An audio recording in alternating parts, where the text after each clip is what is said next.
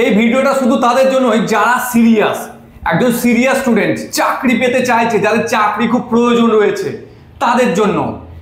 আর যে কোনো চাকরি পেতে গেলে আমাদের পশ্চিমবঙ্গে বা ইন্ডিয়াতে জিকে একটা গুরুত্বপূর্ণ সাবজেক্ট। আর যাদের সামনে পরীক্ষা রয়েছে, রেলের পরীক্ষা রয়েছে, WBSSC গ্রুপ সিডির পরীক্ষা রয়েছে, SSC জিডির পরীক্ষা রয়েছে, তাদের জন্য এই ক্লাসটা।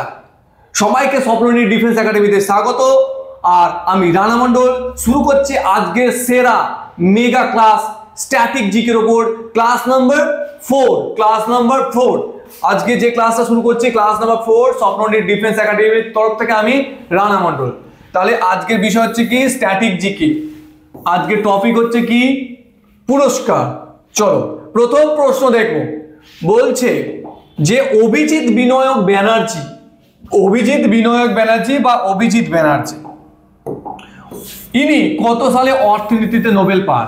প্রথম কথা একটা বলে দিই যে 1998 সালে একজন ভারতীয় তিনি অর্থনীতিতে নোবেল পেয়েছিলেন, তিনি হচ্ছেন অমর্ত্য সেন। তারপর এই অভিজিৎ বিনায়ক ব্যানার্জি যিনি 2019 সালে আবারও অ্যাজ এ ভারতীয় নোবেল পুরস্কার পাচ্ছেন অর্থনীতিতে। তাহলে অভিজিৎ বিনায়ক ব্যানার্জি হলেন দ্বিতীয় ভারতীয় যিনি অর্থনীতিতে নোবেল পাচ্ছেন। কত সালে পাচ্ছেন? 2019 সালে। ওকে, তাহলে অভিজিৎ বিনায়ক ব্যানার্জি দ্বিতীয় ভারতীয় হিসাবে অর্থনীতিতে নোবেল পাচ্ছেন 2019 সালে। আর প্রথম অর্থনীতিতে নোবেল পেয়েছিলেন হচ্ছেন অমর্ত্য সেন 1998 সালে, ইন দ্য ইয়ার অফ 1998। চলো তাহলে দেখে নিলাম। নেক্সট প্রশ্ন দেখো, বুকার প্রাইজ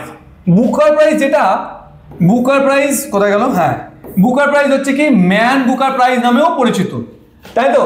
এটা কোন ক্ষেত্রে দেওয়া হয় দেখেই বুঝতে পারছো। Booker prize it's related to সাহিত্য, ইংরেজি মৌলিক সাহিত্য। ঠিক আছে, ইংরেজি মৌলিক সাহিত্যের উপর দেওয়া হচ্ছে বুকার প্রাইজ দেওয়া হচ্ছে। কি বলছে যে ইউকে হচ্ছে মানে ব্রিটেন এবং আয়ারল্যান্ডে ছাপা ইংরেজি মৌলিক সাহিত্যের জন্য এই পুরস্কার দেওয়া হচ্ছে বুকার প্রাইজ। ওকে, তাহলে বুকার প্রাইজ দেওয়া হচ্ছে সাহিত্যের ক্ষেত্রে, যেটা ম্যান বুকার প্রাইজ নামে পরিচিত। ঠিক আছে, দেখে নাও বুকার প্রাইজ সম্পর্কে দেখে নাও। বলছে প্রত্যেক বছর ইংরেজি ভাষায় লেখা মৌলিক উপন্যাস, এটা মাথায় রাখবে, মৌলিক উপন্যাস, নট ট্রান্সলেশন। মৌলিক উপন্যাস বা অনুবাদ সাহিত্য নয়, এটা মৌলিক উপন্যাস ইংরেজি সাহিত্যের উপর দেওয়া হচ্ছে। ঠিক আছে, উপন্যাসটি অবশ্যই ইংরেজি ভাষায় লেখা হতে হবে এবং সেটা অবশ্যই যুক্তরাজ্য অর্থাৎ ইউকেতে এবং আয়ারল্যান্ডে প্রকাশিত হতে হবে। কন্ডিশনগুলো বুঝতে হবে যে ইংরেজি সাহিত্য মৌলিক উপন্যাস হতে হবে। ঠিক আছে, এটা যুক্তরাজ্য, ইউকেতে, ইউনাইটেড কিংডম এবং আয়ারল্যান্ডে এই বইটা প্রকাশ হতে হবে। ঠিক আছে, এটা পূর্বে ম্যান বুকার প্রাইজ নামে পরিচিত ছিল। ঠিক আছে, নেক্সট প্রশ্ন দেখো, যে ইংরেজি অনুবাদ সাহিত্যের সেরা সাহিত্যকর্মের জন্য দেওয়া হয়। এবার দেখো, এটা মৌলিক সাহিত্য বলছি না, বলছি ইংরেজি অনুবাদে প্রকাশিত সেরা সাহিত্যকর্ম। এবার বলছে কি দেখো, মৌলিক ইংরেজি সাহিত্যের জন্য বুকার প্রাইজ আর অনুবাদ ইংরেজি সাহিত্যের জন্য দেওয়া হচ্ছে কি ইন্টারন্যাশনাল বুকার প্রাইজ দেওয়া হচ্ছে। ইংরেজি অনুবাদ সাহিত্যের জন্য হচ্ছে ইন্টারন্যাশনাল বুকার প্রাইজ। ঠিক আছে, দেখো দুটোর মধ্যে পার্থক্য বুঝে গেছো। ঠিক আছে, একটা হচ্ছে বুকার প্রাইজ, সেটা হচ্ছে মৌলিক ইংরেজি সাহিত্য, আর অনুবাদ ইংরেজি সাহিত্যের জন্য দেওয়া হচ্ছে international Booker prize. International Booker prize হচ্ছে আন্তর্জাতিক একটা সাহিত্য পুরস্কার, যেটা ইংরেজি ভাষায় অনুদিত, যেটা অনুবাদ করা হয়েছে সেরা সাহিত্যকর্মের জন্য দেওয়া হয়। কোথা থেকে দেওয়া হচ্ছে? ইউকে থেকে দেওয়া হচ্ছে, প্রত্যেক বছর এটা দেওয়া হয়।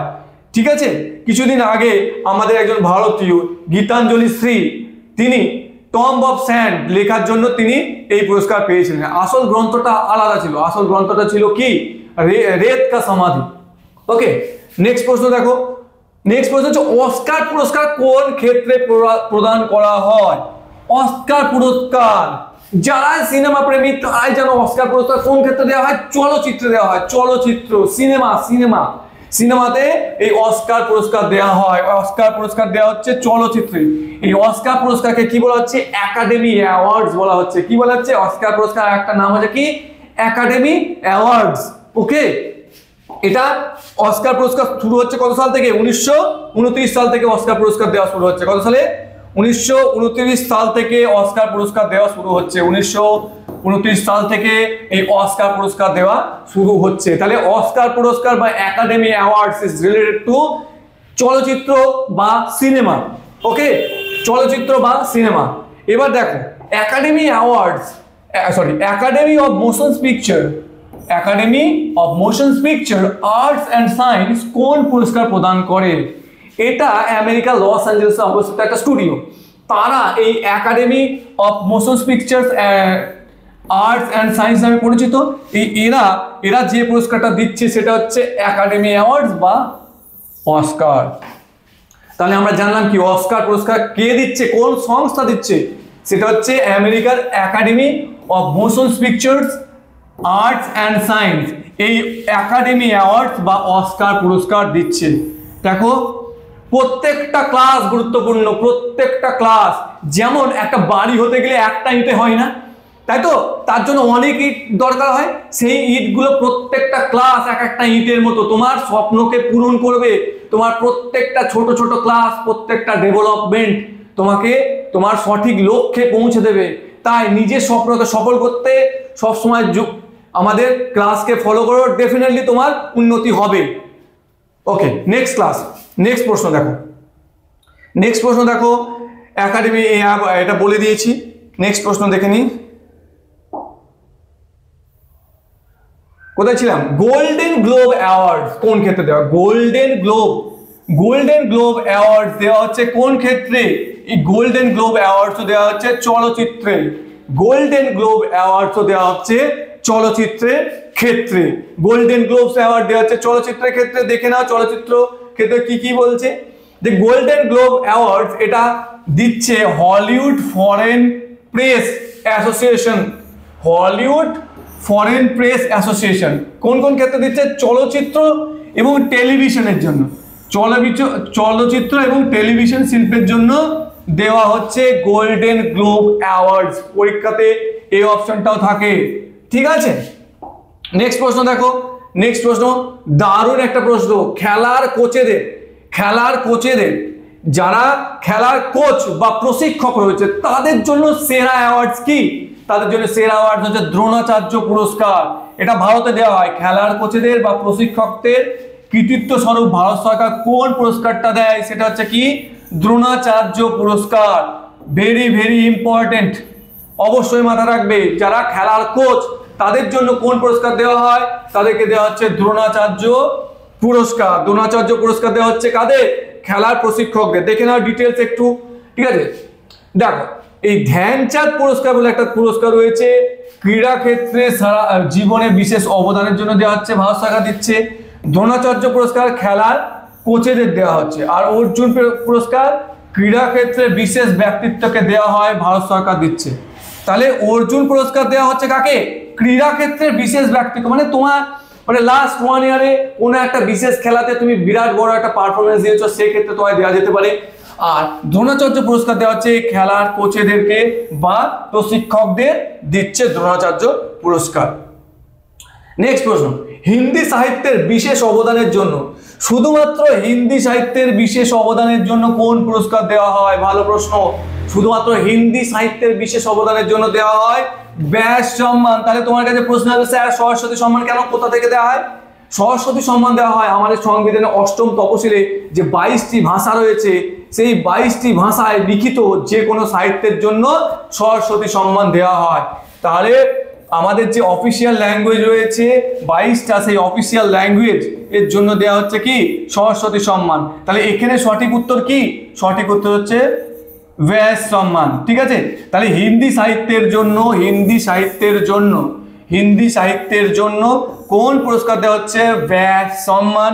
আর আমি বলেছি সরস্বতী সম্মান হচ্ছে যে 22টা অফিসিয়াল ল্যাঙ্গুয়েজ রয়েছে আমাদের সংবিধানে, সেই 22টা ভাষায় লিখিত সাহিত্যের জন্য হচ্ছে কি দিচ্ছে? সরস্বতী সম্মান। ওকে, দেখে নাও সঠিক উত্তর ব্যাস সম্মান। দেখে নাও এখানে একটু ডিটেলস দেখে নাও। এখানে একটা প্রশ্ন আসে বারবার, অনেক সময় প্রশ্ন দেয় এই যে ব্যাস সম্মান এবং সরস্বতী সম্মান এটা কোন ফাউন্ডেশন এই পুরস্কারটা দিচ্ছে? কে কে বিড়লা ফাউন্ডেশন দিচ্ছে। কে কে বিড়লা ফাউন্ডেশন দিচ্ছে। তাহলে ব্যাস সম্মান দিচ্ছে কে, আর ব্যাস সম্মান দিচ্ছে বা সরস্বতী সম্মান দিচ্ছে কে কে বিড়লা ফাউন্ডেশন। দুটো পুরস্কারই হচ্ছে 1991 সালে শুরু হচ্ছে। এটা হিন্দি সাহিত্যের বিশেষ অবদানের জন্য, আর এটা হচ্ছে আমি বললাম 22টি যে ভাষা রয়েছে, 22টি ভাষা অফিসিয়াল ল্যাঙ্গুয়েজ রয়েছে, সেই ভাষায় লিখিত সাহিত্যের জন্য এই সরস্বতী সম্মান দেওয়া হয়। নেক্সট প্রশ্ন, যে ভারতের সর্বোচ্চ বিজ্ঞান এবং প্রযুক্তি বিষয়ক পুরস্কার, ভারতের সর্বোচ্চ বিজ্ঞান এবং প্রযুক্তি বিষয়ক সম্মান কি? সেটা হচ্ছে শান্তি স্বরূপ ভটনাগর পুরস্কার। শান্তি স্বরূপ ভটনাগর পুরস্কার। শান্তি স্বরূপ ভটনাগর পুরস্কার দিচ্ছে কে?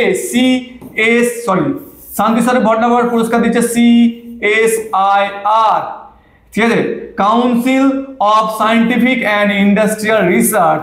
এই অর্গানাইজেশন ভারতের যে বিজ্ঞান ও প্রযুক্তি বিষয়ক সম্মান, সেটা হচ্ছে শান্তি স্বরূপ ভটনাগর পুরস্কার দিচ্ছে।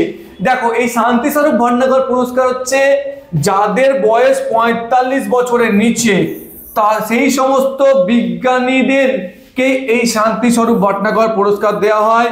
আর এটা দিচ্ছে CSIR বলে একটা organisation, council of scientific and industrial research. এটা ডেফিনেটলি খুব গুরুত্বপূর্ণ প্রশ্ন, অবশ্যই মাথা রাখবে। পরীক্ষাতে এই প্রশ্নটা বারবার দিয়েছে। ডেফিনেটলি তোমাকে 100% কমন দেবো, তোমাকে শুধু ক্লাসগুলোকে ফলো করতে হবে, আর আমি কি অ্যাপ্রোচে বোঝাতে চাইছি সেটা তোমায় বুঝতে হবে, তাহলেই তোমার স্বপ্ন সফল হবে, গ্যারান্টি দিচ্ছি। চলো, তাহলে এই হচ্ছে সঠিক উত্তর। ভারতের সর্বোচ্চ বিজ্ঞান এবং প্রযুক্তি বিষয়ক পুরস্কার হচ্ছে কি শান্তি স্বরূপ ভটনাগর পুরস্কার। আর আজকের ক্লাস এই পর্যন্তই, ঠিক আছে? আজকের ক্লাস এই পর্যন্তই। আমাদের স্বপ্ননী ডিফেন্স একাডেমিতে SSC GD 2026-এর আবাসিক ব্যাচে ভর্তি চলছে। যারা আবাসিকে SSC GD 2026-এর জন্য অ্যাডমিশন নিতে চাও, তারা আজই যোগাযোগ করো আমাদের এই মোবাইল নাম্বারগুলোতে। ওকে, অ্যাডমিশন চলছে। তোমার স্বপ্ন যদি SSC GD 2026 হয়, তাহলে তোমার জন্য সঠিক ঠিকানা হচ্ছে স্বপ্ননী ডিফেন্স একাডেমি। আমাদের ঠিকানা হচ্ছে বেথুয়াডহরি, নদিয়া। আর যারা মনে করছো অনলাইনে WB, SSC, গ্রুপ CD এবং রেল ইত্যাদি পরীক্ষার জন্য খাটতে চাইছো, তারা যোগাযোগ করতে পারো এই নম্বরে। তারা অনলাইনে এবং অফলাইনে তারা পড়াশোনা করতে পারো। আজ এই ক্লাস এই পর্যন্তই। ধন্যবাদ।